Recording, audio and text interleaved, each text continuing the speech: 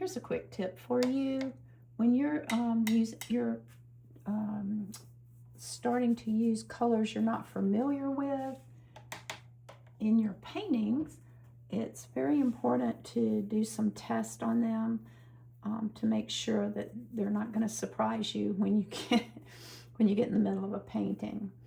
Most of these mixed colors that we talked about, these violets are a good example because they're made of numerous pigments. A lot of them have cobalt pigments in them. They're not going to be as transparent as some of your single pigment colors. So you have to be careful because you can muddy up your painting very quickly. So if you look at, so I do an opacity study sometimes just to make sure that I'm not going to have a surprise here. So you can see here, Joyce's Mother Violet is quite, the way you know whether it's opaque or not is if the color shows up on the black line, basically. If it doesn't show up and it all blends in with the black line, then they're fairly transparent. So the ones that are really showing opaque are Joyce's Mother Violet and Petal Shadow. Definitely seeing that one. The Auroras are good. You see how they're not really showing up here on the black.